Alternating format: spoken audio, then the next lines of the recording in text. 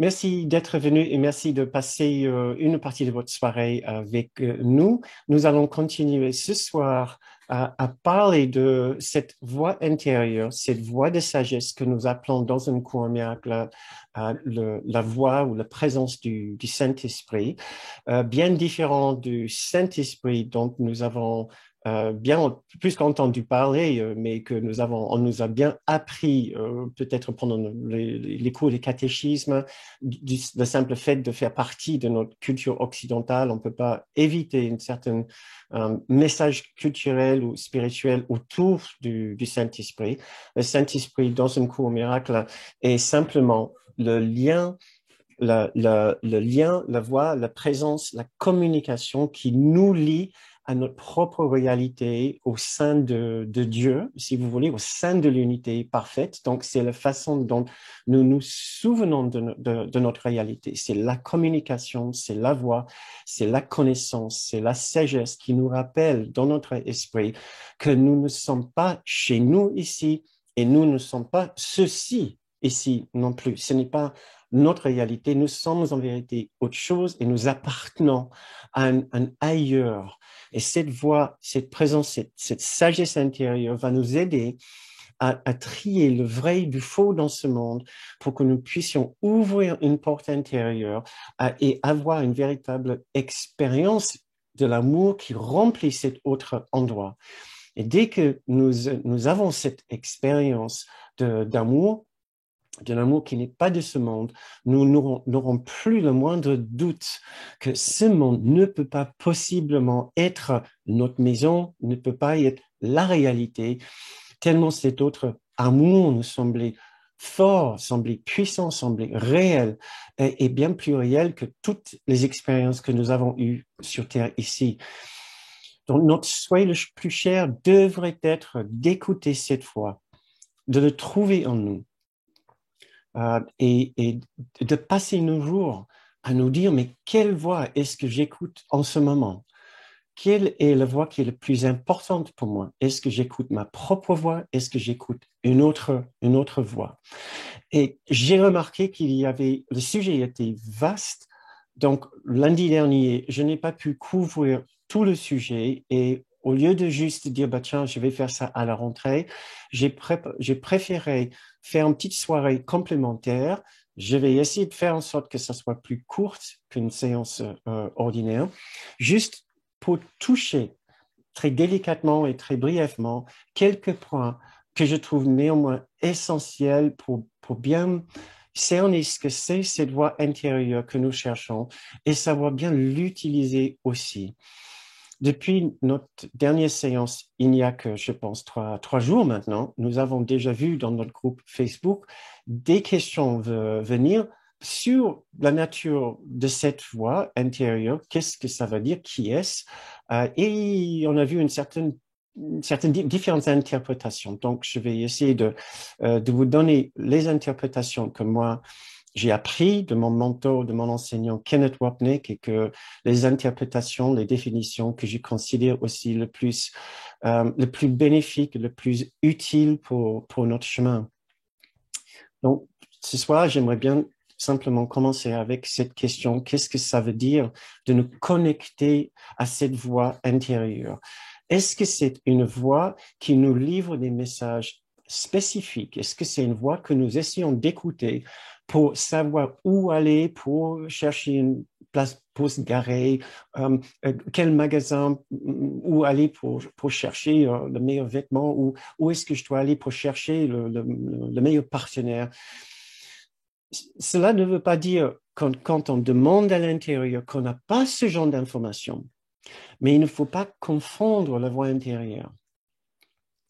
La présence du Saint-Esprit, la voix, la connaissance, la sagesse, la communication du Saint-Esprit est simplement un message pur d'amour.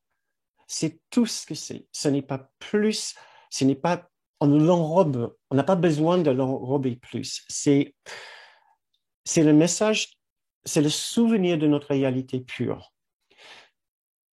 c'est la communication de ce que nous sommes en réalité, pas en forme de mots, mais en forme de ressenti, en forme d'intuition, en forme d'expérience.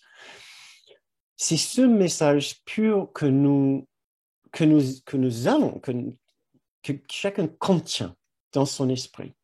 Il y a un endroit où cette information, cette expérience se situe. Mais c'est assez rare la personne qui arrive à accéder à cette information dans sa version, dans sa forme le plus pure, comme une pure expérience qui nous mène vers une sublime révélation, instant de révélation. Ce qui se passe pour la plupart du temps, c'est que nous traduisons cet amour infini dans une forme finie, dans un message spécifique que nous pouvons comprendre. Donc, l'amour infini, quand nous nous ouvrons à cette sagesse intérieure, devient par exemple un message de bienveillance ou de pardon envers une autre personne. Alors, Helen Schackman, l'auteur du cours, elle avait une capacité très rare de s'ouvrir si entièrement à cette dimension intérieure que quand elle le faisait, c'est comme si cette porte s'ouvrait, était si grande qu'une une forme de ce message d'amour infini pouvait venir à son esprit, traduit par son esprit, sa particularité, dans une forme que nous pouvons accéder, dans une forme d'un livre, dans une forme d'un texte, dans une forme d'une écriture dictée, transmise par un dicté intérieur. Donc, elle qui avait donc une passion pour le langage biblique, mais pas pour le message de la Bible, elle aimait beaucoup la façon dont c'est écrit, elle qui adorait Shakespeare, qui avait une passion pour la psychologie, surtout la psychologie freudienne, et aussi pour les philosophes de la Grèce antique. Qu'est-ce qui se passe quand elle s'ouvrait si pleinement à ce torrent d'amour pur, d'amour infini? Alors, elle le traduit dans un message fini, mais par les différentes dimensions ou caractéristiques de sa propre particularité. Et cela nous a donné un cours en miracle qui est écrit dans une langue, en utilisant un langage biblique, en utilisant les symboles, certains symboles bibliques, du moins, dans un langage qui rappelle beaucoup celui de Shakespeare, puisque en anglais, du moins, c'est écrit en pentamètre iambique, donc c'est le rythme métrique des écrits de Shakespeare, qui parle d'une psychologie non dualiste, qui utilise aussi beaucoup d'influences de la Grèce antique. Maintenant, quand vous et moi, nous ouvrons cette porte intérieure, vous et moi, nous allons aussi traduire cette immense sagesse, cet amour infini dans une forme finie qui corresponde à notre caractéristique, à notre caractère, à notre personnalité, ici, dans notre forme manifestée, dans notre particularité. La question pour nous, c'est toujours quelle voix nous sommes en train d'écouter. Et alors, pour les gens qui pensent que c'est un big deal, une grande affaire, même une affaire très mystique d'écouter le Saint-Esprit, voici ce que un cours miracle et Kenneth Wapnick pensent de cette grande voix mystique. Il n'y a absolument rien de plus normal que de canaliser la présence du Saint-Esprit. Il n'y a rien de plus normal pour chacun de canaliser le Saint-Esprit. Et vous l'avez probablement fait déjà une multitude de fois aujourd'hui vous-même sans vous en rendre compte. Donc, vous êtes forcément très mystique, très élevé spirituel, puisque vous êtes aussi un canal forcément pour le Saint-Esprit. Il est impossible de vivre sur Terre et ne pas être un canal du Saint-Esprit. Pourquoi?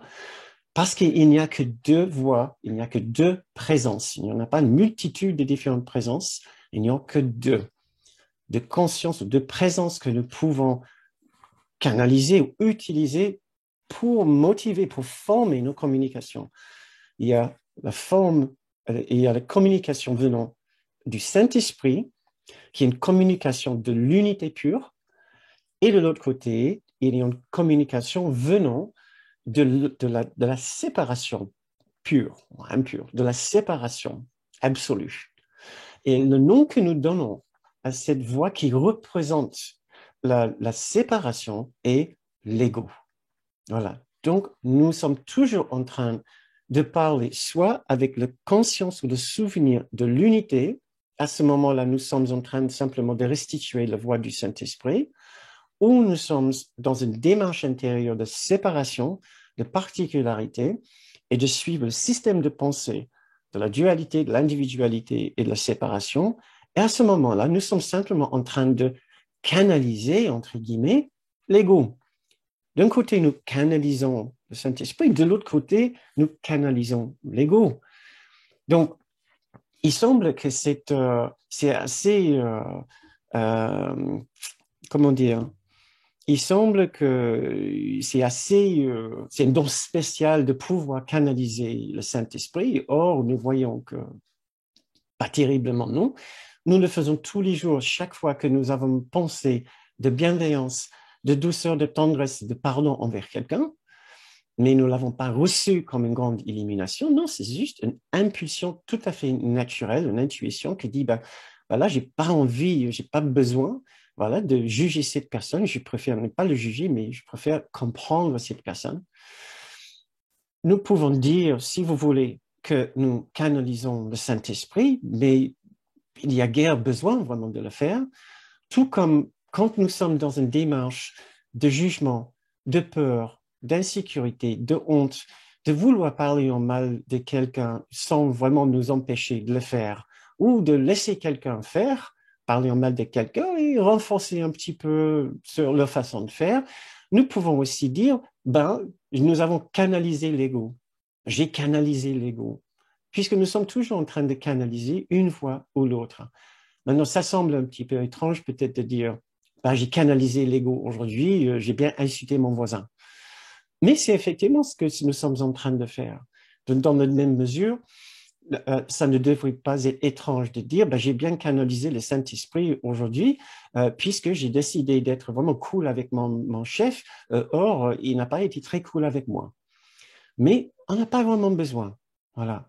On n'a pas vraiment besoin de dire à chaque fois, ben, j'ai canalisé le Saint-Esprit. Surtout quand les messages de bienveillance et de gentillesse viennent tellement régulièrement. Comment distinguer entre les deux voix? C'est tout simplement la voix de la Saint-Esprit, la voix du Saint-Esprit, c'est une voix d'inclusion, d'universalité, de détente, de pardon, de paix, de compassion, de douceur, de service envers les autres et de fraternité et d'innocence. Tout ce qui nous ramène vers la paix et l'ouverture et la détente avec une idée d'inclusion, avec moins de peur, moins d'agressivité. Chaque fois que vous êtes dans cet état d'esprit, vous êtes forcément en train de recevoir, de vous mettre dans une voie de communication avec le Saint-Esprit. D'ailleurs, parenthèse, peu importe comment vous appelez cette voix intérieure, que si c'est la voix du Saint-Esprit, la voix de l'Esprit Saint, nous n'avons pas cette possibilité en anglais de parler d'un Esprit Saint. Vous, en français, oui, et je sais qu'il y a beaucoup de gens qui préfèrent parler de l'Esprit Saint au lieu de Saint-Esprit, à savoir quand même qu'il y a une petite différence. Ça, c'est la petite parenthèse. Si vous avez une préférence pour dire Esprit Saint, est-ce que c'est parce qu'il y a quelque chose avec le terme Saint-Esprit qui vous dérange? Et ça sera très intéressant de voir. Il se peut qu'il y ait encore un inconfort avec les mots Saint-Esprit, comme si c'est encore chargé de culpabilité, de jugement, d'exclusion, de rachat et d'expiation. Donc, faites un petit peu attention. Si vous n'avez aucune difficulté à utiliser un terme ou l'autre d'une façon interchangeable, parfait. Mais si vous voyez que ça vous chiffonne un petit peu de parler du Saint-Esprit, je vous invite d'essayer de transformer votre expérience de ces mots pour pardonner, l'Église et tout ce que l'Église a fait de ce symbole d'amour pur, parce que c'est ce que c'est. Donc, chaque fois que j'ai une pensée de bienveillance, de douceur, de patience envers une autre personne, c'est la présence du Saint-Esprit en moi. J'ai canalisé mon sage intérieur. Voilà, le sage, la voix de la sagesse en moi. Mais chaque fois que je m'empêche de faire ceci, et je sais que je suis tombé dans l'impatience, le jugement, la critique, le non-amour, l'inconfort particulier avec quelqu'un, avec un sentiment, bon, j'espère que je ne vais pas me trouver à côté d'elle ou de lui. J'espère que je ne vais pas les avoir dans mon équipe à moi, mais comment je vais faire? Une difficulté à aimer quelqu'un, une difficulté à être patient dans une telle ou telle situation, une difficulté à vous aimer. Vous êtes simplement en train de canaliser l'ego ou ce que j'ai aussi appelé des fois, à l'inverse de notre sage intérieur, nous sommes en train de canaliser notre voyou intérieur. J'ai fait une série de stages il y a quelques années sur ça, sur notre voyou intérieur, ce qui est notre nom pour l'ego. Quand nous ne savons pas ce que c'est exactement la nature de l'ego, vous pouvez penser que c'est une sorte de bourreau, de méchant ou de voyou en nous. Et à ce moment-là, nous allons avoir une autre expérience intérieure quand nous canalisons l'ego. Et quelle forme est-ce que ça prend? Ça peut prendre la forme de dire, bah, tiens, j'ai canalisé, je peux m'entendre dire à la fin de la journée, bah, tiens, j'ai bien canalisé l'ego aujourd'hui.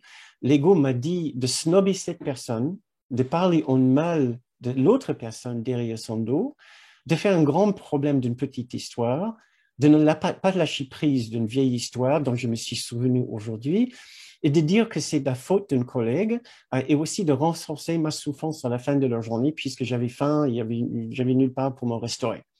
J'ai bien canalisé l'ego aujourd'hui. Et peut-être on doit prendre l'habitude de faire ça un petit peu pour savoir que, à l'inverse, il y a beaucoup de moments où on n'est pas souffrant. Il y a beaucoup de moments où non, on est dans une démarche de bienveillance et de douceur, et on est bien en train de canaliser le Saint-Esprit. Si vous avez plutôt l'impression d'avoir une sorte d'écoute qui est ni noire ni blanc, mais grise, c'est-à-dire vous ne savez pas si c'est le Saint-Esprit, c'est l'ego, voix de l'unité, voix de la dualité, voix du sage intérieur, voix du voyou. C'est parce que notre écoute intérieure change extrêmement rapidement d'une voix à l'autre. Et le discours intérieur va un peu comme ça. Moi, nous. Moi, nous. Moi, nous. Moi, nous. Quand je pense uniquement à moi et mes besoins, ma souffrance, mon histoire, mes exigences et mes préférences et ma vie et mes conditions, ou celles d'un groupe spécifique, je pense à moi, je pense à l'ego, je suis dans une démarche de dualité, de particularité de l'ego. Quand je pense à nous d'une façon plus inclusive, qu'est-ce qu'ils veulent les autres, comment faire pour le groupe, comment faire pour nous tous, comment faire plaisir ou qu'est-ce qu'il faudrait maintenant pour le bien de tous, ou comment être plus inclusif d'une façon ou d'une autre.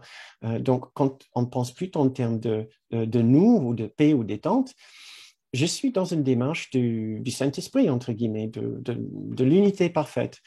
Et c'est que si on s'écoute vraiment, vraiment attentivement, on peut voir qu'effectivement notre attention, notre centre d'intérêt bascule extrêmement vite de moi, eux, moi, nous, moi, moi et l'autre.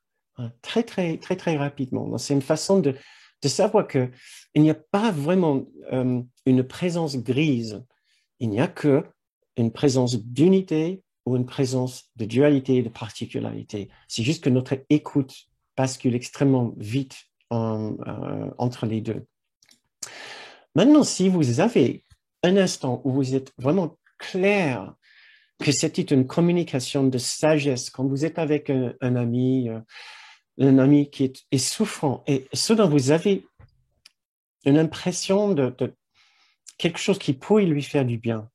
Nous n'avons pas besoin de dire, ben, je viens de recevoir un message. Nous pouvons tout simplement dire, ben, écoute, je ne sais pas si ça va te parler, mais je viens de penser à quelque chose qui pourrait peut-être être utile pour toi, je ne sais pas, mais je le propose comme ça, puisque c'est une sorte de ressenti que j'ai eu.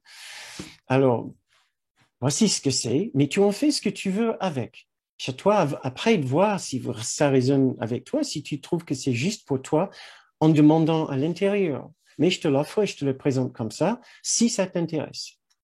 Ça, c'est une façon de présenter un message du Saint-Esprit. Nous n'avons pas besoin de dire, ben voilà, j'ai reçu un message d'un sage intérieur pour vous. Donc, voilà, c'est un petit peu passe-partout et c'est aussi intuitivement et socialement parlant, c'est plus normal. Et c'est aussi normal du fait que nous sommes toujours en train, d'une façon ou d'une autre, de canaliser soit le Saint-Esprit, soit l'unité, soit l'ego et la dualité. Euh, euh, donc, juste pour finir un petit point ici, avant de notre méditation, la méditation que j'ai préparée pour vous, je pensais que ça serait intéressant aussi de regarder quelle est l'évolution que nous sommes censés vivre en écoutant, en apprenant à écouter cette sagesse intérieure. Nous commençons tous avec une idée de nous en tant qu'individus particuliers, sans forcément savoir qu'il y a un autre dans l'existence. Et je crains ou je crois bien que la plupart des gens, c'est exactement comme ça qu'ils vivent, qu'ils pensent. Ils sont seuls dans leur tête, ils sont seuls dans leur vie. Parfois jusqu'à un moment où ça devient insupportable dans leur propre esprit, puisqu'il peut avoir une souffrance si importante qu'ils ils sont bien obligés de chercher une aide. Et parfois, cette aide peut venir en forme d'une intuition intérieure. Et ils peuvent être guidés à comprendre qu'ils ne sont pas seuls, qu'il y a un autre esprit en eux, qui n'est pas eux, qui n'est pas le petit soi qu'ils ont toujours connu. Une autre présence de sagesse, de bienveillance, de douceur et de patience, d'amour et de tolérance pour eux-mêmes, que eux, ils n'ont pas connu pour eux-mêmes ou pour les autres. Alors, ils deviennent soudain conscients qu'il y a un autre. La première étape, c'est même pas une première étape, c'est notre état de base, c'est il n'y a que moi. Après, on apprend que non, il n'y a pas que moi, il y a moi et l'autre avec un majuscule. La présence, la voix, la sagesse, Dieu, le Saint-Esprit, Jésus, comme vous souhaitez, ou un ange intérieur. Et nous commençons à développer cette relation avec l'autre, mais c'est nous qui dominons. C'est l'autre qu'on écoute juste de temps en temps. Or, plus en plus qu'on écoute et on comprend que l'autre arrive à mieux nous conseiller, que nous arrivons à nous conseiller, nous prêtons encore plus attention à cet autre. Et donc, notre paradigme d'existence n'est plus moi et l'autre, mais plutôt l'autre et moi. Donc, ça commence avec moi, après c'est moi et l'autre, et après, plus qu'on nous écoutons, ça devient l'autre et moi, ou le sage et moi. Et finalement, si nous arrivons à l'écouter totalement et nous imprégner si complètement de la voix de l'autre, nous le devenons. Nous devenons cette présence de sagesse. Et à ce moment-là, nous pouvons dire que nous avons atteint le plus haut niveau que nous pouvons atteindre ici, selon un cours miracle, c'est que notre esprit est devenu complètement fusionnel avec la conscience de l'unité pure. Et nous pouvons dire, nous sommes les vaisseaux du Saint-Esprit, si vous voulez. C'est une définition de Jésus, c'est qu'il a vu il a accepté si entièrement la voix et la présence du Saint-Esprit qu'il est devenu. C'est notre destin, c'est notre évolution, c'est là où nous allons. Et nous y irons encore plus vite si nous arrivons à faire ce basculement entre le moi d'abord et l'autre de temps en temps quand je veux, à L'autre, d'abord, en me levant le matin, qu'est-ce que lui pense, quelle est son attitude pour la journée, et moi, mes petites préférences, mes petits jeux d'ego sur un arrière-plan. Si nous pouvons déjà faire ce basculement, nous aurions déjà fait énormément pour nous avancer vers euh, dans notre évolution, pour réunifier notre conscience avec la perfection, avec l'amour parfait. Le risque est que si nous n'adoptons pas cette approche, que c'est une évolution que nous faisons avec cette voix intérieure, le risque est que nous gardons une idée de l'autre, cette autre voix, le Saint-Esprit, l'Esprit Saint, la voix de la sagesse. Nous le gardons dans un cadre dualiste. Et ça serait dommage, parce que nous aurions fait la première étape de comprendre qu'il y a une autre présence, on n'est pas seul. Mais on l'aurait inclus maintenant dans une démarche dualiste. Et cet autre qui continue à être un autre me parle à moi. Donc, il y a l'autre qui me parle à moi pour traduire des messages d'amour dans ce monde, plein d'autres personnes. Ce n'est pas le but de cette voix intérieure, de juste continuer à nous parler, à nous conseiller ici. C'est une façon de garder la voix à distance pour qu'on ne devienne, justement pour qu'on ne devienne pas un et fusionnel avec cette voix. Il nous invite à l'accepter si entièrement dans notre esprit que nous le devenons. Mais si nous ne voulons pas le faire, parce que pour deux raisons, soit nous en avons peur, ou soit nous aimons bien l'idée quand même de nous pavaner, de nous parader, de nous présenter comme les vaisseaux du Saint-Esprit, alors ça ne veut pas dire que nos messages sont toujours faux, mais ils sont extrêmement dilués par notre particularité. Ils risquent de donner vraiment des faux messages aux autres et ils vont donner plutôt un message de, voilà, c'est ce qu'on a voulu, de renforcer notre particularité.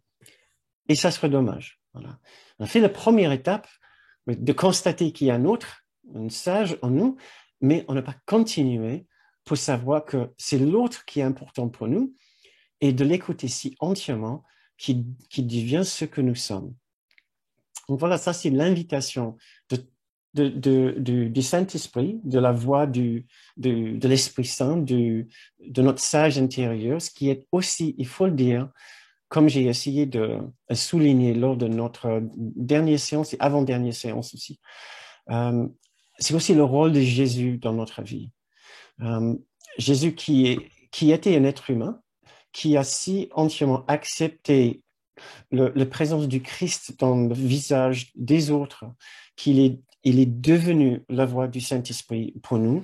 Ça, c'est le langage très chrétien, très symbolique du cours, ce qui veut simplement dire qu'il a vu à travers la particularité de chaque personne qu'il a croisée, la trace de l'unité parfaite derrière. Il a décidé de se focaliser si entièrement sur la vision de l'unité et de l'étincelle de la lumière de cette unité dans l'esprit de chacun, qu'il s'est souvenu qu'il n'y avait que ça qui était la véritable réalité derrière chaque esprit, soi-disant individualisé. Et soudain, il y a eu une transformation et il a compris, il n'y a pas de dualité. La dualité n'existe pas, n'est pas une réalité de dualité, c'est un rêve de dualité. C'est ce qui nous attend. Voilà, c'est là où nous allons. Nous avons ces exercices à faire, l'exercice avec notre écoute intérieure. Et voilà pour notre méditation, pour finir cette première partie de la soirée. Je me suis laissé inspirer d'une vidéo de Kenneth Watney qui s'appelle A Love Not of This World, ou Un amour qui n'est pas de ce monde. Et je vous donne ici dans le fil de chat les liens pour le visionner. Je vous invite à regarder, ce que j'ai fait, j'ai cliqué sur, parce que la vidéo est en anglais, donc il faut cliquer sur sous-titres français, que vous pouvez aussi cliquer sur le bouton pour voir la transcription des sous-titres, du texte des sous-titrages. Ce que j'ai fait, je l'ai copié et je l'ai modifié juste un petit peu pour remplacer Jésus par Saint-Esprit. J'ai pris quelques paragraphes et j'ai modifié, sauf le dernier paragraphe qui parle de Jésus lui-même en tant que la voix du Saint-Esprit, et je préférais le laisser tel que. Et je trouve que dans cette vidéo, qui est l'une de mes préférées de Kenneth Wapnick, c'est un sujet qui est si cher à son cœur, si cher à son chemin, Jésus et le Saint-Esprit. Et cette voix intérieure, qui lui, il écoutait à travers la musique de Beethoven et de Mozart tout d'abord. C'est comme ça qu'il s'est imprégné, il a compris la réalité de cette haute voix, de cette autre présence en lui, en écoutant la musique classique, la musique de Beethoven et de Mozart. Donc, quand il a lu le cours pour la première fois, il savait que ça mettait des mots sur l'expérience qu'il avait déjà vécue. Mais c'était une expérience sans mots. C'est ce que nous cherchons. Et alors, dans cette vidéo, j'ai l'impression qu'il puise à l'intérieur de lui pour se souvenir de cette expérience d'amour et pour le restituer dans des mots, ce qui est si difficile à faire. Et j'ai aussi trouvé cette petite phrase du cours qui m'avait surpris, qui malheureusement se disait beaucoup mieux en anglais. Ce que nous cherchons à la fin, après l'étude de tous ces mots, de ces concepts, toutes ces idées, tous ces symboles, c'est juste une expérience profonde sans mots, sans paroles. Comme en anglais, ils disent wordless deep experience. Wordless deep experience. C'est ce que nous cherchons. Et en français, ça devient une expérience profonde sans paroles. Et j'ajoute aussi sans concept. Donc, je vous invite, en écoutant la lecture de cette transcription, d'essayer de vous servir de ce dont nous avons parlé ce soir et de votre propre souvenir d'un amour intérieur, d'un amour infini, et d'écouter ces paroles, mais uniquement pour essayer d'ouvrir une porte intérieure, au-delà des mots, au-delà des paroles, et vous laissez dans votre sanctuaire intérieur cet espace sacré, privilégié, privé, en vous, que vous avez sauvegardé, que vous avez gardé, pur, intact, un lieu de prière, un lieu de recueillement, de réconfort. Cet endroit est là en vous. Et c'est là où nous faisons la rencontre avec le Saint-Esprit. Peu importe comment vous définissez le Saint-Esprit, c'est une expérience de notre réalité qui vient avec une idée de communication. Donc voilà, si vous voulez bien,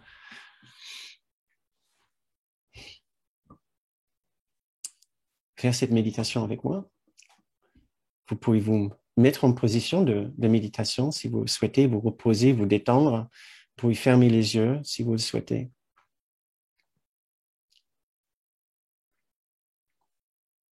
Et d'essayer d'utiliser ces mots simplement pour vous inspirer, comme un tremplin, pour vous souvenir que ce dont Kenneth parle ici vous rappelle quelque chose, comme un chant ancien, comme une mélodie que vous connaissez.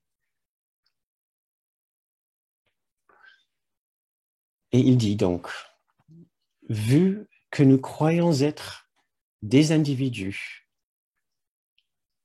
dans la dualité, il nous faut un symbole spécifique qui représente l'autre. C'est ce que le Saint-Esprit représente pour nous. Cette voie est notre chemin de retour. Faire ce retour sans utiliser un symbole extérieur est très dur. Si on n'a pas compris qu'il y a quelque chose de saint et de fort dans chaque esprit, pas de la force du monde, mais du Christ, quelque chose dans l'esprit d'innocent qui ne connaît rien du péché, rien de la séparation, rien du tout du système de l'ego. Et puisque nous donnons un nom, nous donnons aussi un nom à cet autre système de pensée, et ce nom est le Saint-Esprit. Si vous acceptiez de ressentir cet amour, l'amour investi dans les personnes, les choses, les substances ou les accomplissements pour diriger cet amour vers la présence du Saint-Esprit en vous, cela vous ramènerait chez vous. Cela met fin à la particularité, car dans son amour, tout le monde est inclus. Dans l'amour de l'ego, tous sont inclus. Dans l'amour de l'ego, tous sont exclus, sauf les êtres particuliers que nous voulons cannibaliser. Mais quand vous laissez l'amour que le Saint-Esprit représente imprégner votre vie de plus en plus souvent, cela n'a pas d'égal ici. La plus grande expérience d'amour ici n'est qu'une ombre blême de cet amour qui n'est pas de ce monde. Comme nous nous identifions à notre propre identité, il est très important de passer d'elle à une autre qui n'est pas nous. Le Saint-Esprit est cette autre voie. Jésus est cette voie du Saint-Esprit pour nous. Jésus est ainsi la voie, le chemin qui nous ramène chez nous. On ne devrait pas avoir honte de l'aimer. On ne devrait pas avoir honte de demander son aide afin de lui ressembler de plus en plus et de voir le monde comme il le fait. Ne faites pas ce qu'il aurait fait, car ce que font les corps n'a rien à voir. Mais regardez le monde avec ses yeux, avec la vision du Christ, avec la vision du Saint-Esprit. Voilà ce qu'il faut faire. Quelle expérience plus merveilleuse en ce monde que de ressentir cet amour en vous et laisser cet amour passer par vous pour embrasser tout le monde.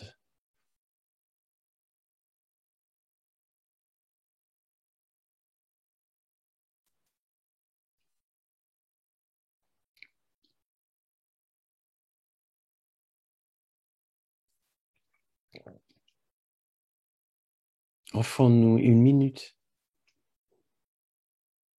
Offrons-nous une minute pour atteindre le souvenir de cet amour.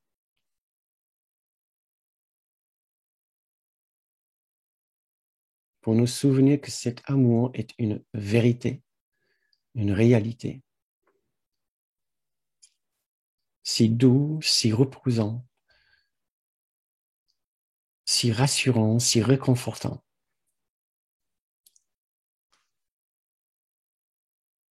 Qui nous rassure de notre immense valeur.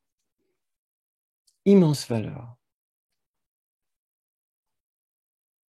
Notre innocence, notre perfection, notre pureté.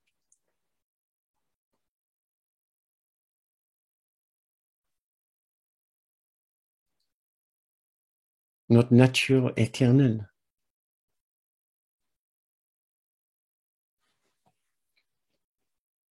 Notre réalité intemporelle.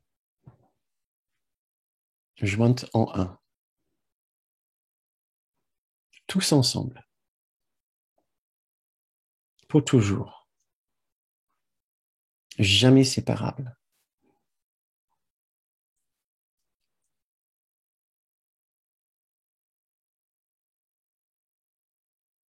Ce monde ne peut pas nous séparer.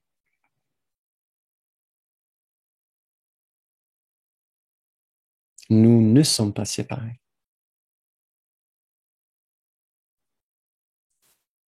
Cet amour nous le rappelle maintenant.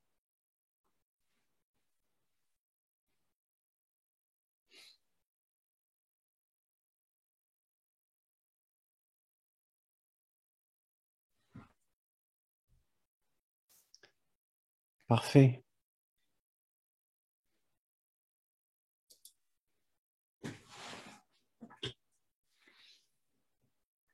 Quand vous vous sentez prêt, vous pouvez ouvrir les yeux.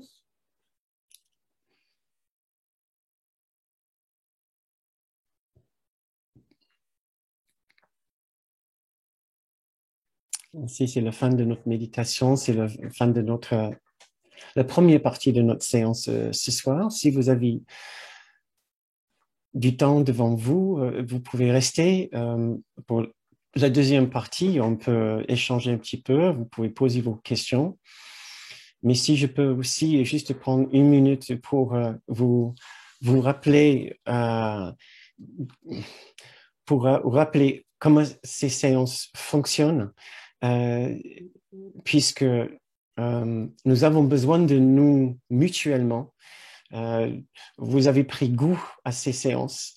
Et nous, de l'autre côté, nous avons besoin aussi d'aide de votre part.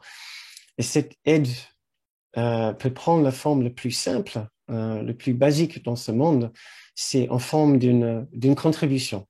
Voilà. Que vous pouvez faire en allant sur le site de bernardgroom.com, pour lequel nous vous remercions vraiment très chaleureusement. Et je vous invite aussi à faire cette démarche de contribution comme une invitation intérieure, non pas comme une obligation, non pas comme si vous ne le faites pas, vous êtes radin, vous êtes coupable. Voilà, c'est pas comme ça. C'est une invitation, voilà, à participer, à contribuer à une œuvre collective. C'est un désir, c'est une envie.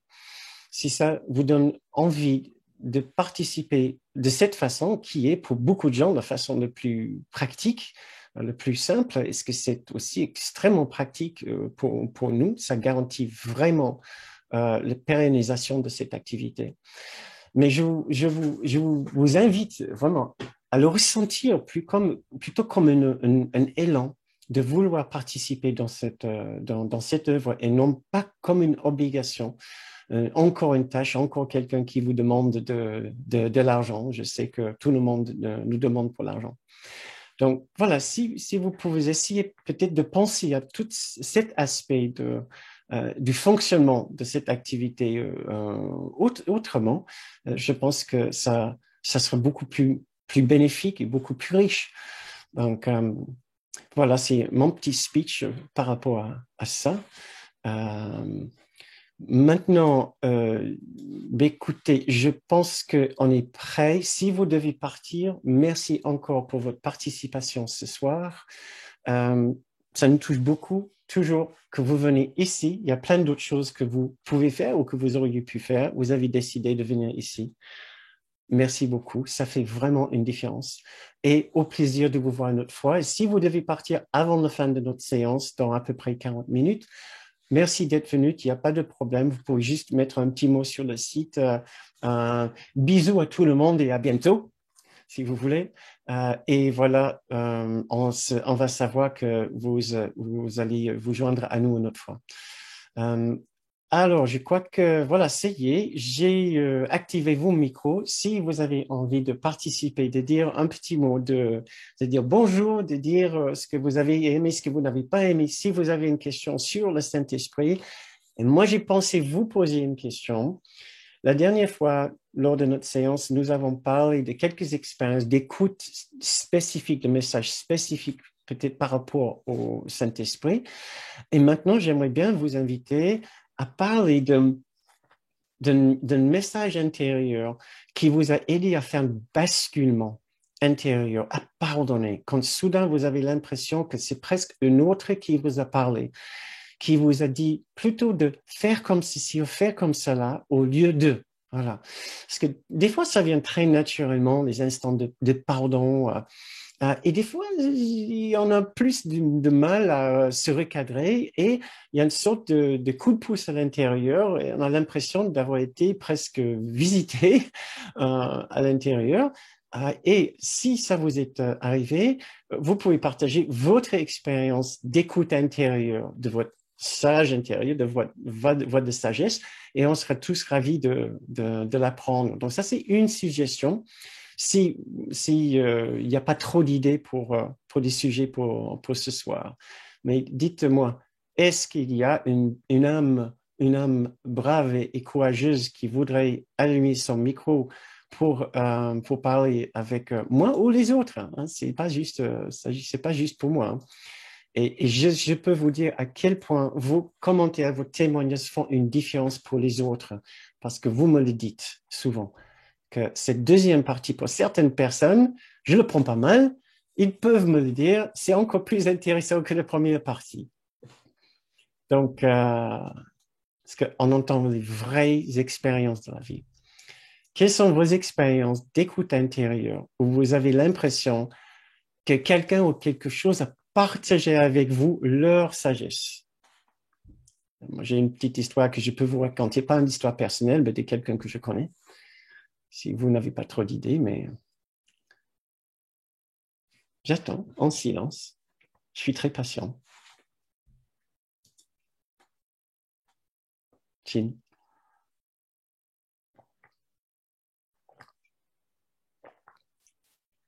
Ballantines. Je crois que c'est un whisky, je ne sais même pas. En tout cas, c'est pas du gin. C'est pas du gin. C'est pas, j'allais dire, c'est pas du whisky, c'est du gin. Ou vodka. Je me souviens pas. Michel,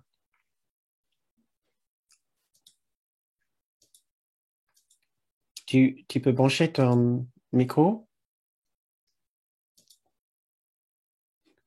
Ah, non, c'est pas encore. Ouais, désolé. Ah, on y arrive. Toujours pas.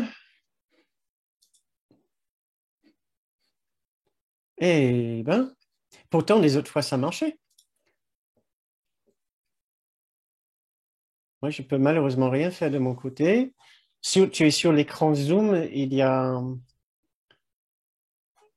Parce que souvent, le premier bouton à cliquer dessus, c'est sur l'écran Zoom.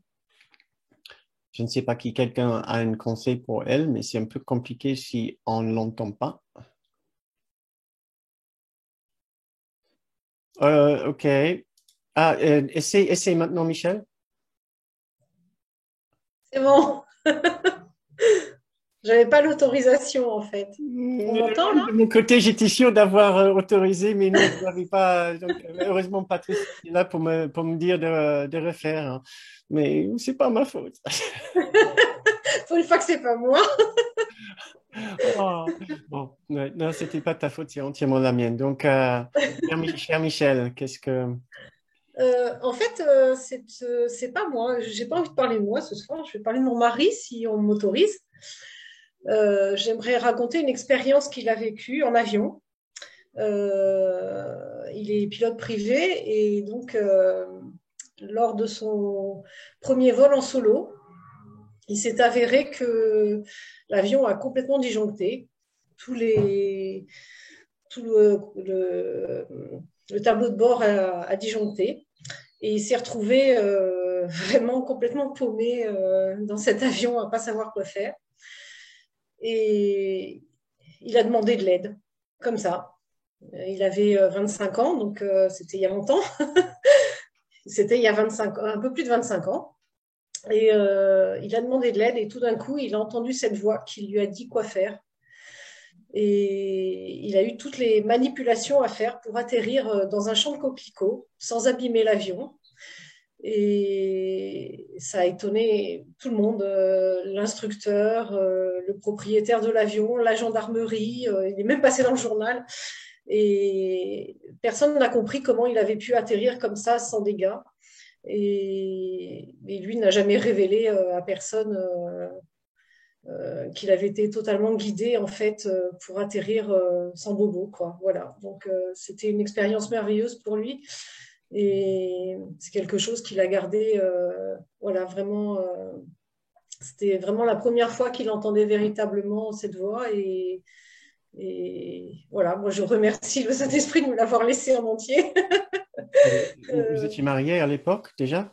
tout à fait, oui. On avait déjà 2 enfants Hmm. et c'est vrai que moi, j'étais très flippée quand il est parti tout seul pour la première fois et je n'avais pas eu les nouvelles en temps et en heure, donc j'étais vraiment affolée. Et c'est la gendarmerie qui m'a appelée pour me dire qu'il avait atterri malencontreusement dans un champ de coquelicots.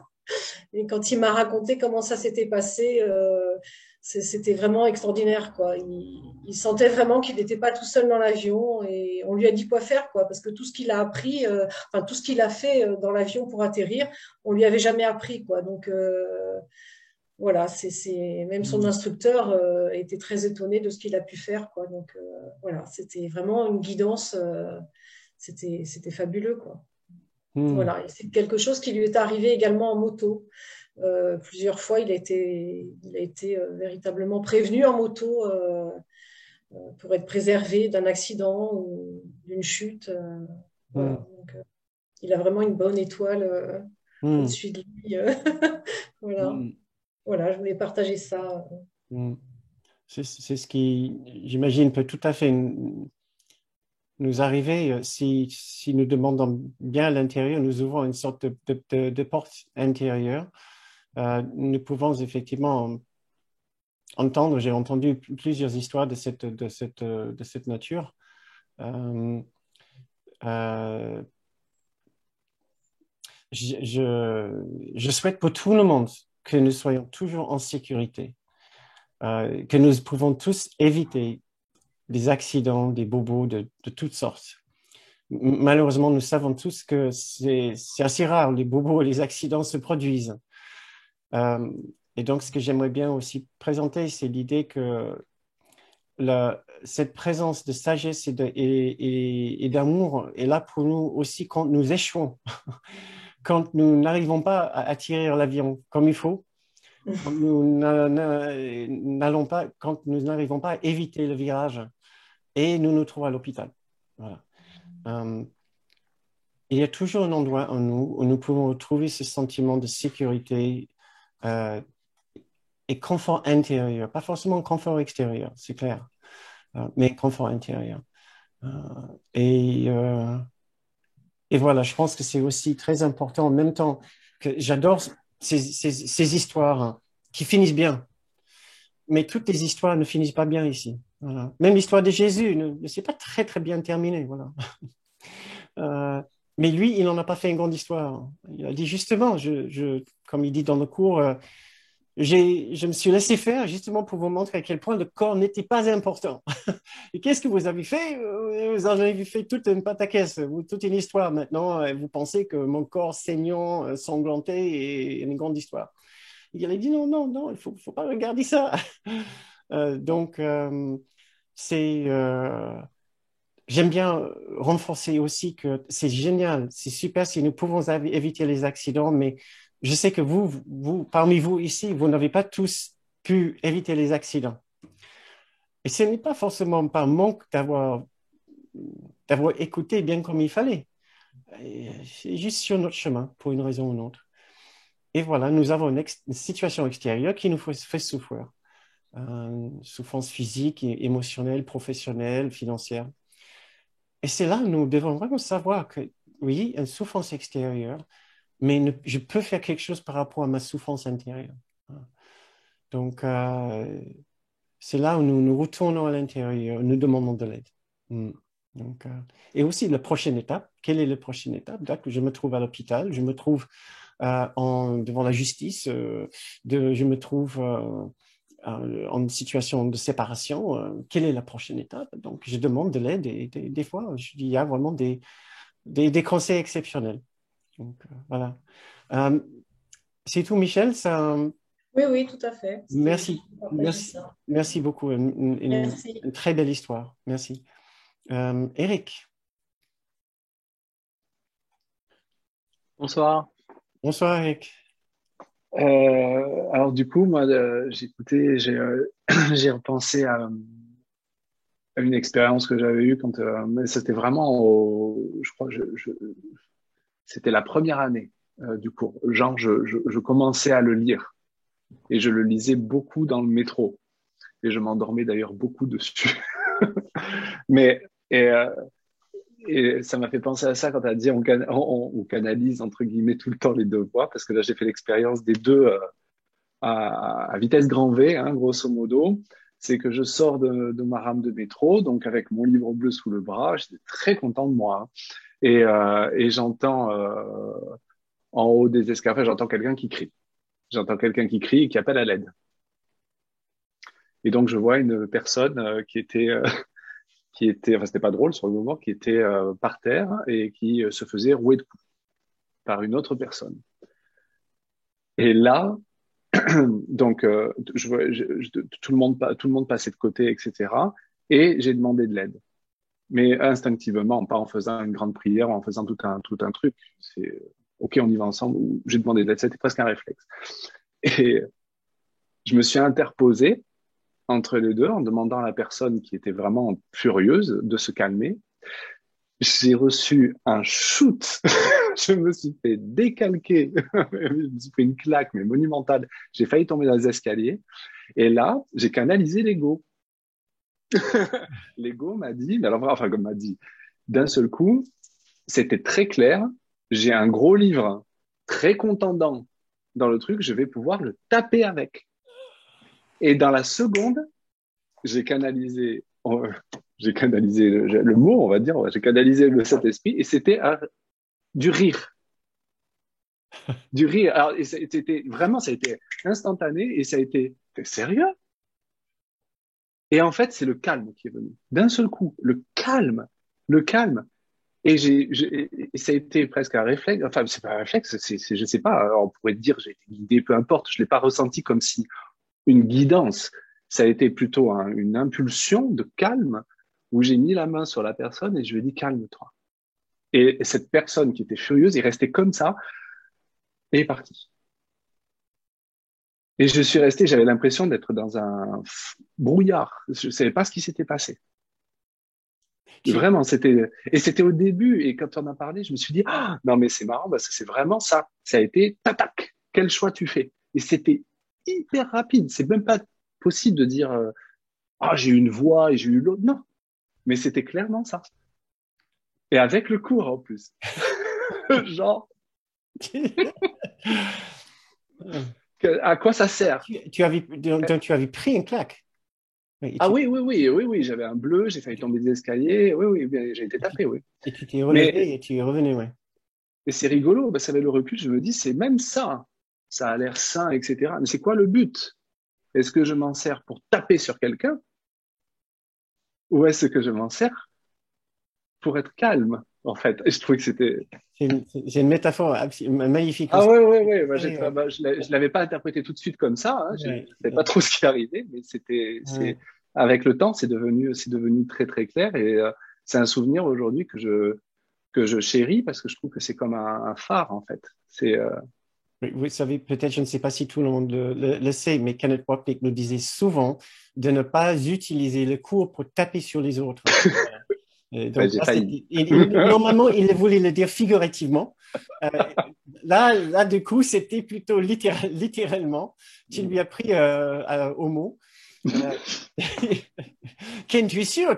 J'ai pas le droit ici, même dans cette situation. Wow, quelle belle histoire.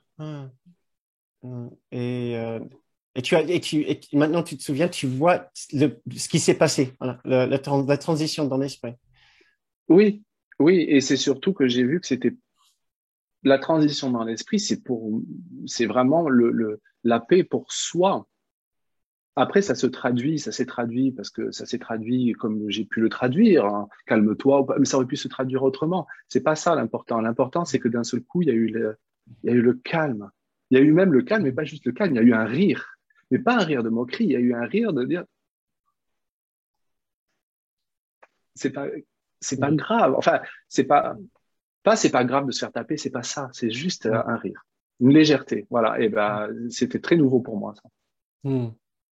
Magnifique, une très, très belle histoire. J'ai envie d'inviter d'autres personnes. Si justement vous avez un exemple, vous avez un souvenir d'un instant où vous étiez vraiment tenté de taper quelque chose qui vous a empêché, lâcher prise, et vous êtes dit non, ça peut pas être le voie à suivre. Ouais.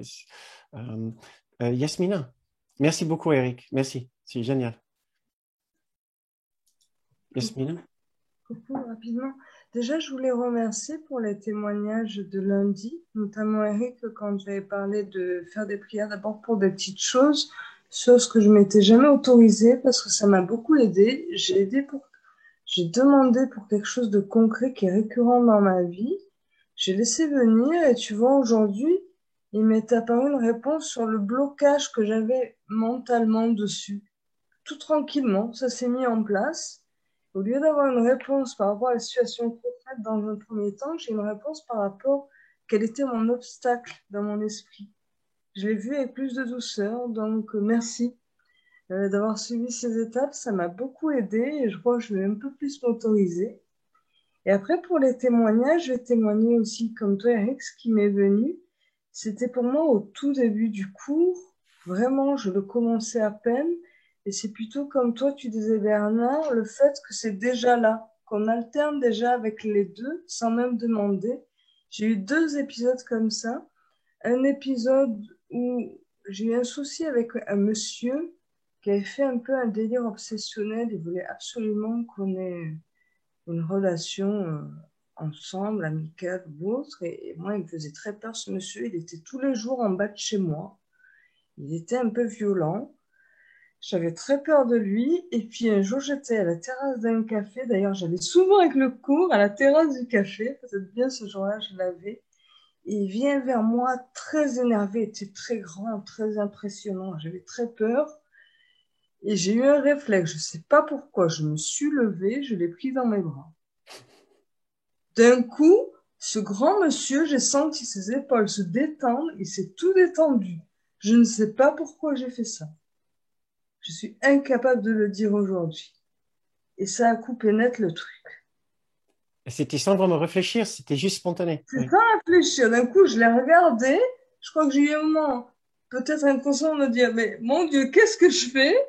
Et puis, je l'ai pris dans mes bras, alors qu'il me terrorisait, ce gars. Je ne sais pas pourquoi. Ça m'est revenu là. Et ça a coupé net son agressivité. Je D'ailleurs, me après, demande si tu l'avais réfléchi, ça ne serait pas passé de la même façon. C'est-à-dire, c'est pas maintenant que nous pensons, bah, tiens, la prochaine fois, je me trouve dans une situation pareille, je vais prendre le gars dans mes bras. Je pense ouais, c'est ça, c'est ça. que ça marcherait pas, j'ai l'impression. Non, ça marcherait pas parce que ça aurait été mental, ça aurait été Ça aurait intellectuel. communiqué l'ego, une stratégie. Ah ben tiens, ça va te faire du bien, viens. Ça Ouais, va. ouais, non, non, j'ai même pas réfléchi. Je l'ai vu arriver sur moi Mm. et au lieu de rentrer, de le répondre, j'ai fait ça et je l'ai pris dans les bras. Je sais même pas pourquoi. Quelle belle histoire. Et Mm. ouais, ouais, ça. Et après, un autre truc où là, c'est pareil, c'était les tout débuts du cours, mais pareil, ça fait partie des moments, ça m'avait impressionné. C'était les tout débuts très rapidement. La preuve que ça peut marcher pour soi-même, entre guillemets. J'étais à une situation où je me suis réveillée d'un cauchemar et je sais pas pourquoi j'étais dans l'élan de me faire mal. Sûrement un élan, voilà, de l'ego, de la peur. Et j'étais vraiment à une fraction de seconde me faire très mal. C'est-à-dire, j'ai eu un mouvement physique, vraiment me faire très mal.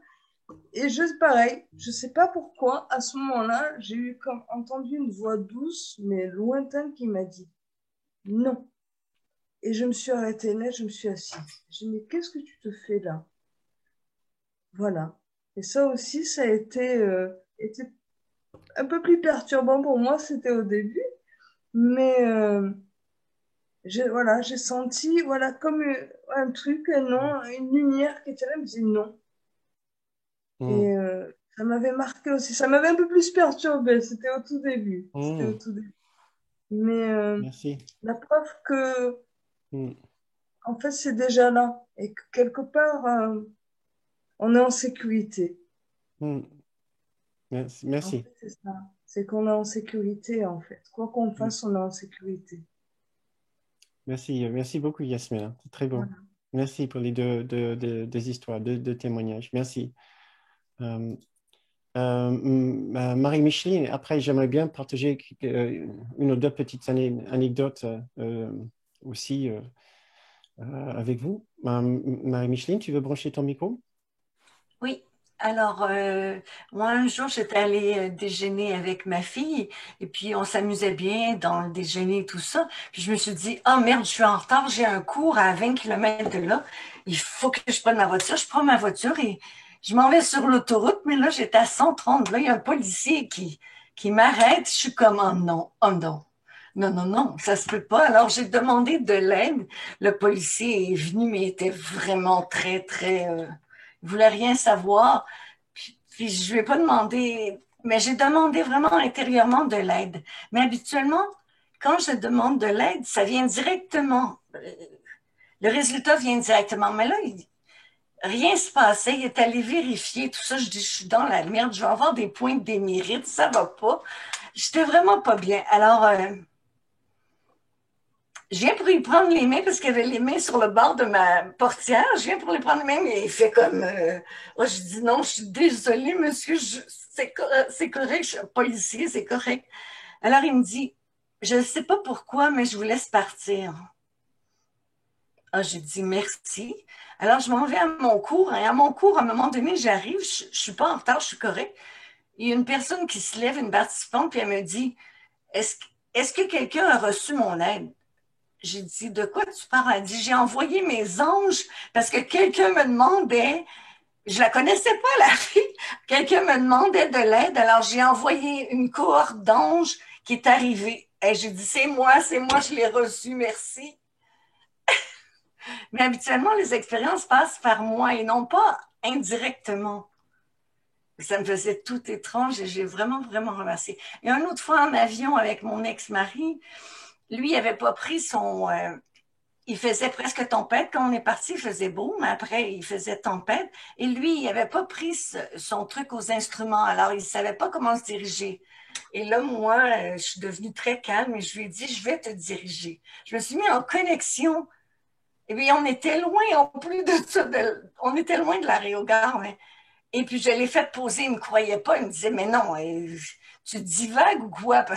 Et là, je l'ai fait poser. Je dis, là, maintenant, atterris. Et là, il a atterri, puis on était sains et saufs, tout était parfait. Mais il ne me croyait jamais. Moi, j'ai toujours, personne ne me croit jamais, alors. Non, non, mais c'était formidable. Mais habituellement, c'est canaliser ou avoir la paix à l'intérieur de moi. Avant le cours en miracle, je touchais ça beaucoup, beaucoup, beaucoup. Merci, merci beaucoup, Marie-Micheline.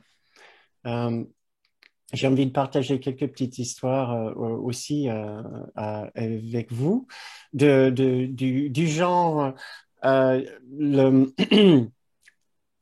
le fait de se retourner à l'intérieur a permis d'avoir une autre expérience d'une situation. Voilà, c'est ce qui me touche vraiment particulièrement dans vos histoires, vos témoignages.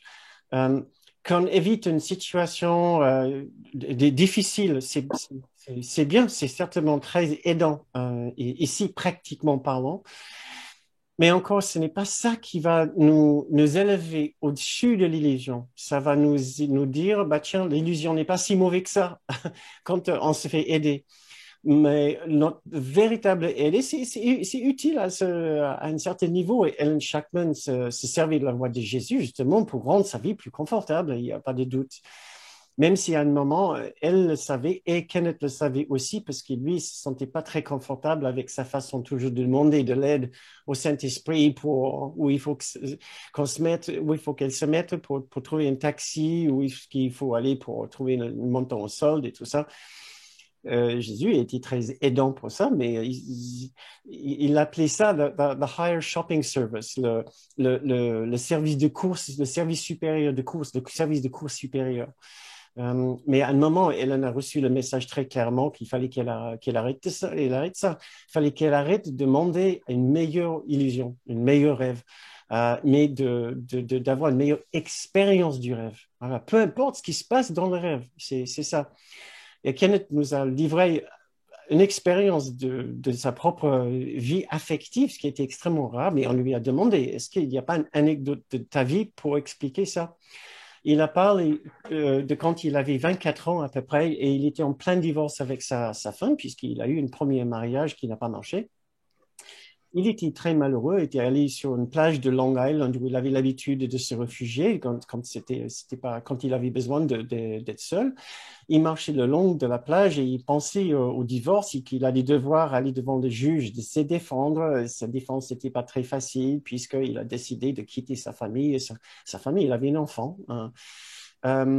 Et il s'est tourné à l'intérieur et il a juste ressenti une immense présence de paix. Et il savait que tout est bien, que tout se passe bien, et il ne savait pas, mais que tout était bien. Et il retrouvait la paix. Il a dit qu'il savait que la paix existait, même si l'extérieur de sa vie ne se présentait pas bien. C'est l'exemple qu'il a utilisé de sa propre vie et c'est ce qu'on appelle aussi un miracle, tout simplement. Ça, c'est le vrai miracle. C'est un changement d'esprit, un changement d'attitude, un changement de perception. On fait ce basculement d'un système de pensée à un autre système de pensée. C'est ce que nous appelons un vrai miracle, pas juste un miracle dans l'extérieur de la vie, qui rend la vie certainement plus pratique et plus confortable, mais qui va jamais nous élever au-delà du rêve et de l'illusion. Les vrais miracles nous élèvent. Voilà. Un autre exemple, c'est de la vie de Jean-Paul Samputu. Je pense que je vous ai parlé de lui plusieurs fois. Déjà, j'ai eu l'honneur ou le grand plaisir de rencontrer ce monsieur exceptionnel lors d'une conférence en 2015, les Journées du Pardon, ça s'appelait à l'époque, ça n'existe plus, un événement organisé une fois par an à l'époque par Olivier Claire, les Journées du Pardon sur 2-3 jours, où on venait justement pour parler du pardon. Moi, j'étais un intervenant et Jean-Paul Samputu était aussi un intervenant. Lui qui a survécu les génocides à Rwanda, puisqu'il est rwandais. Et une bonne partie de sa famille a été assassinée. Son père et je pense que c'était ses 2 sœurs ont été assassinées par son meilleur ami d'enfance qui était aussi son voisin, Vincent. Jean-Paul était effondré, était détruit à l'intérieur. Et ça, c'est le poison de sa haine, de son rancœur et de sa tristesse le rongeait pendant des années. Il est tombé dans des dépendances, il s'est détruisé la vie. Un jour, il s'est entendu dire, il faut absolument que ça s'arrête. Il n'était pas croyant, pourtant il s'est tourné vers Dieu. Il a dit, Dieu, si toi tu sais pardonner, pardonne-le, puisque moi, je ne peux pas, c'est au-delà de mes forces. Et soudain, il a ressenti une transformation intérieure, comme s'il a été élevé au-delà de sa douleur, sa peine, sa tristesse, le chagrin, tous les souvenirs de l'assassinat de sa famille. Et il était emporté par cet esprit qui le portait. Et il nous a dit très clairement dans ce magnifique témoignage que vous pouvez toujours voir sur Internet, si vous tapez Journée du Pardon 2015, Jean-Paul Samputu. D'ailleurs, je ne sais pas s'il y a quelqu'un qui pourrait peut-être trouver ce lien très vite et le mettre dans le fil de chat. Et voilà, sa mission maintenant, il est musicien professionnel, c'est son activité, mais l'autre passion dans sa vie, c'est de partager ce message de réconciliation et de pardon. Il est retourné à Rwanda et il a fait la paix avec Vincent, qui avait très peur de le rencontrer, parce qu'il avait vraiment honte de ce qu'il avait fait. Il était détruit lui-même par la culpabilité. Ils ont fait la paix ensemble, ils ont décidé de partir en conférence et parler de la puissance de la réconciliation. Et malheureusement, ils n'ont pas été toujours bien reçus. Malheureusement, ils n'ont pas été toujours bien reçus puisque le sujet était encore très, très difficile. Pareil, quand ils ont essayé, je pense qu'ils ont essayé de faire en Afrique du Sud. Je ne sais pas comment ça marchait. Mais en tout cas, c'est une magnifique histoire. personnellement, j'ai aussi vécu une histoire dans une ancienne vie affective avec un ancien partenaire. Bien avant le cours, disons que j'avais mes sensibilités, cette autre personne avait ses sensibilités et on n'arrivait pas à s'empêcher de nous chamailler et ce qui devenait de plus en plus amer, de plus en plus vindicatif. Et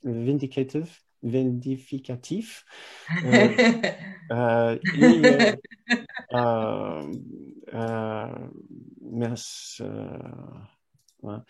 Et à un moment, j'ai senti un élan, une vague de colère me traverser pour une débilité que je venais d'entendre, parce que moi, j'estimais une débilité. Je ne m'empêchais pas de le juger. Et pourtant, je n'avais pas envie d'en rester là. Je n'avais pas envie. Et le message qui m'est venu à l'intérieur, c'est que vous avez tous les deux peur de l'amour. C'est quoi ça? D'où est-ce que ça vient? Vous avez tous les deux peur de l'amour. Et je ne voulais pas le dire, mais je sentais que je devais le dire à cette personne. J'ai dit, la raison pour laquelle nous sommes vraiment dérangés ici, c'est parce que nous avons tous les deux peur de l'amour. Ça sortait complètement du contexte de la conversation, mais complètement. J'ai craigné le résultat. Je pensais qu'elle allait me dire, mais tu essaies de changer de sujet.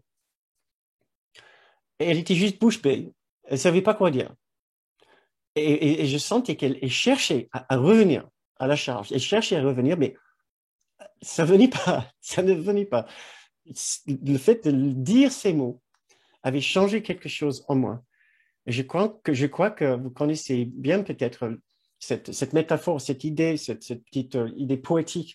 C'est que la vague fait des éclaboussures uniquement contre une falaise, mais quand la falaise n'est pas là, la vague passe et il n'y a pas d'impact.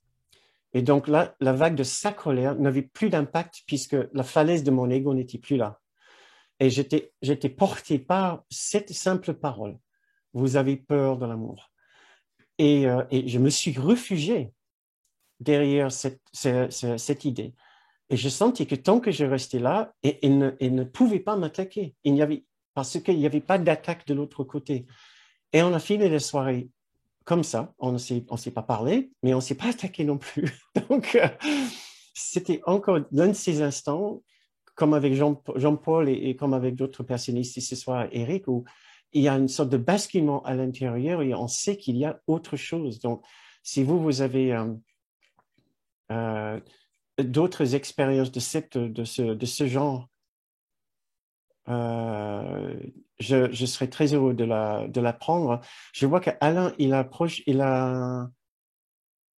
c'était pas celui-là, Alain, tout à fait, que je voulais partager. C'est YouTube, j'aurais dû préciser que c'est sur YouTube. Je vais essayer de vous le trouver très vite. Il est là aussi?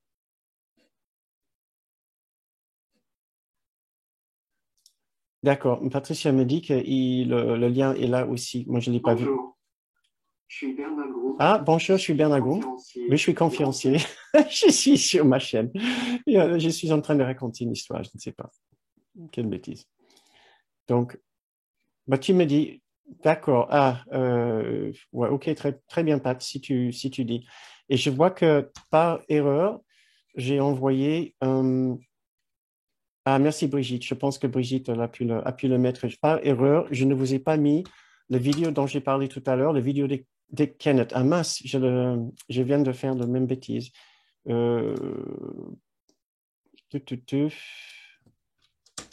Est-ce que c'est parti? Ça y est, c'est parti. Là, c'est la vidéo maintenant pour Kenneth Wapnick. Bon, très chers amis, je vois que vous êtes très calmes. Nous sommes avant 10 heures. C'est assez rare que nous arrivons à finir avant 10 heures.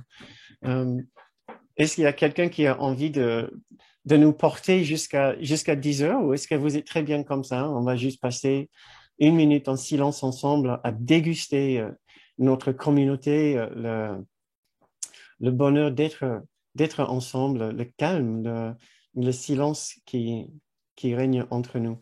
Nous pouvons aussi, quel exercice, nous pouvons aussi tous brancher nos micros, ouvrir nos micros et rester ensemble en silence ensemble, à juste respirer ensemble.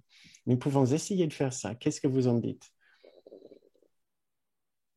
Donc, bien sûr, s'il n'y a pas trop de bruit chez vous, et juste nous entendre peut-être juste la respiration, la présence de chacun, si vous avez envie. Déguster notre silence maintenant, c'est véritablement comme si nous sommes dans la même pièce. Vous respirez, on l'entend. Vous dites quelque chose, on l'entend. Nous sommes 30 personnes maintenant.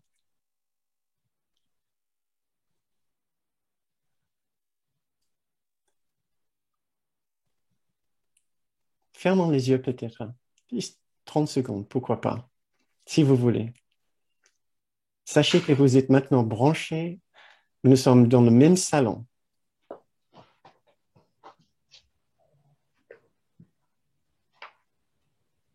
Nous méditons ensemble juste quelques minutes dans notre communauté, au fait de pouvoir être ensemble et dans la même démarche, dans le même but.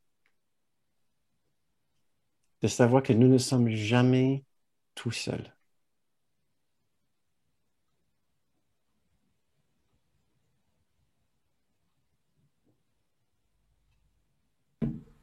Nous ne sommes jamais tout seuls.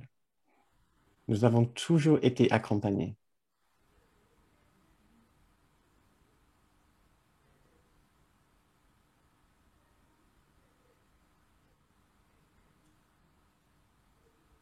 Tout comme ici maintenant, il y a des gens avec vous que vous ne voyez pas. Ils sont là. Il y a une présence avec vous tous les jours, même si vous ne la voyez pas.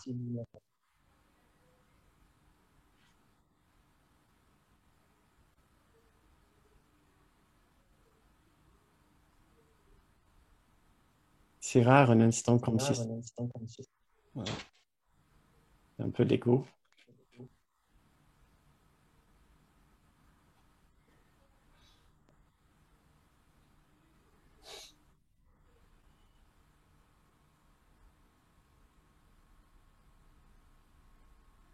Nous pouvons même imaginer que nous sommes en train de nous tenir par la main. Si vous aimez cette idée.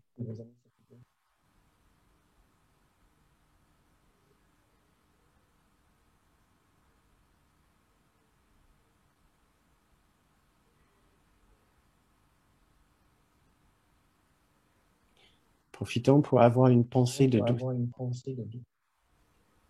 Et j'essaie de voir.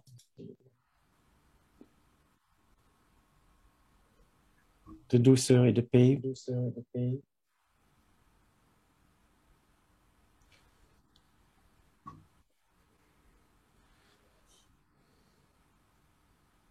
Pour des personnes qui vous mettent en difficulté.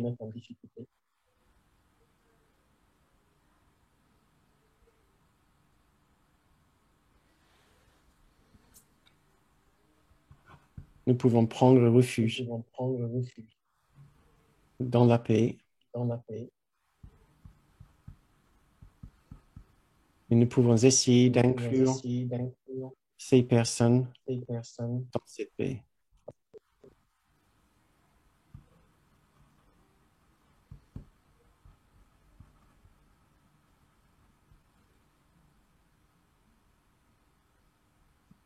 Nous pouvons demander de l'aide pour le faire.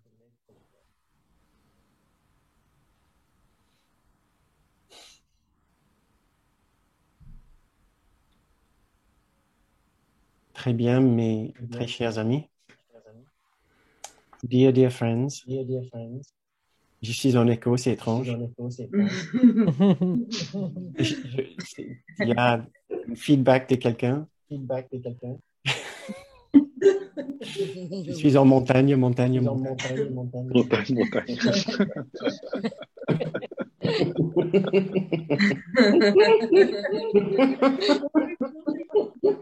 La voix de la sagesse. Sagesse. Disons tous ensemble.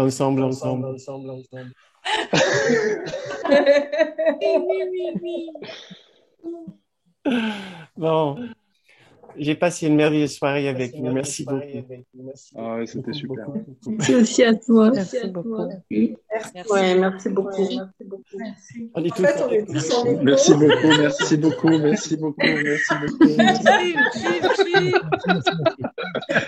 Allez. Belle ce point. Bien.